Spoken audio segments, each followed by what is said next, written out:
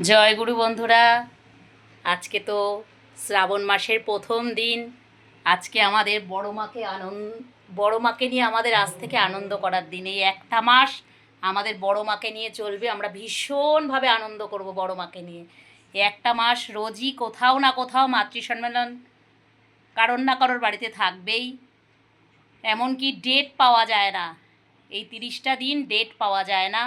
তাই আজকে থেকে আমাদের ভীষণ আনন্দ।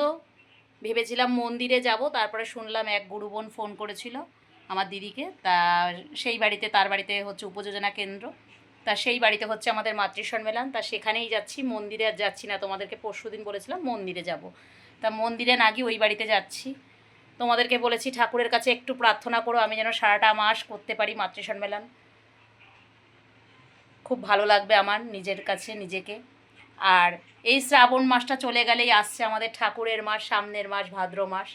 তোমরা তো জানো ভাদ্র মাসটা আমাদের কতটা আনন্দের মাস, ভীষণ আনন্দের মাস ভাদ্র মাসটা আমাদের, এটা তোমরা সবাই জানো, আমরাও জানি ভাদ্র মাসটা কি। আমাদের প্রভাতী সৎসঙ্গ মানে এই একটা মাস পুরো মেতে থাকা।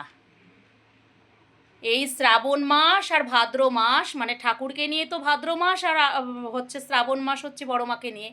এই দুটো মাস আমাদের পুরো মেতে থাকা ঠাকুরকে নিয়ে ভীষণ ভীষণ আনন্দ কাটে। আমরা মানে বলে বোঝাতে পারবো না।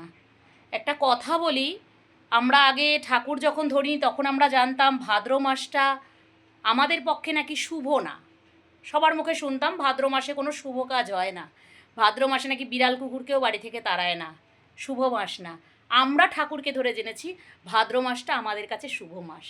কেন?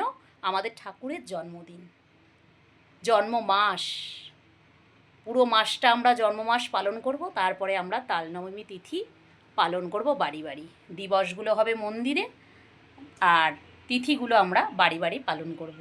তা এই যে আনন্দের দিন, আমরা ঠাকুরকে না ধরলে জানতাম না, জানতাম আমাদের পক্ষে ভাদ্র মাসটা অশুভ, কিন্তু নয়, ঠাকুরকে ধরে বুঝে গেছি ভাদ্র মাসটা আমাদের কাছে শুভ। এটাই আমরা ঠাকুরকে ধরে জেনেছি। তাই ঠাকুরের কাছে একটাই প্রার্থনা করব, আপনারা এখনও যারা ঠাকুরের কাছে আসেননি, ঠাকুরের চরণে আশ্রিত হননি, তাড়াতাড়ি ঠাকুরের কাছে চলে আসুন। এই যে কী ঠাকুর বসে আছে, শুধু মুখের কথা না, যে না চিনবে সে বুঝবে না কি আছে এর মধ্যে। ভীষণ ভীষণ মানে বলে বোঝাতে পারবো না যে কি আছে এর মধ্যে। তাই যারা এখনও ঠাকুরকে ধরেননি, ধরবো ধরবো করছেন, আমার ঠাকুরের চরণে আশ্রিত হন। আর ঠাকুরের কাছে একটাই কথা বলবো, ঠাকুর তুমি সবার মঙ্গল করো, সবাইকে ভালো রেখো। আর আজে বাজে যারা আমাকে কমেন্ট করে তাদেরকে তুমি ক্ষমা করে দিও ঠাকুর। তোমাকে তো তারা চেনে না, জানে না, তাই তোমাকে ওরা নিয়ে অনেক আজে বাজে কথা বলে, অনেক আজে বাজে কমেন্ট করে। তুমি কিছু মনে করো না, তাদেরকে ক্ষমা করে দিও, আমি তাদের হয়ে তোমার কাছে ক্ষমা চাইছি। জয় গুরু বন্ধুরা, ভালো থাকবেন, শুভ বিকেল।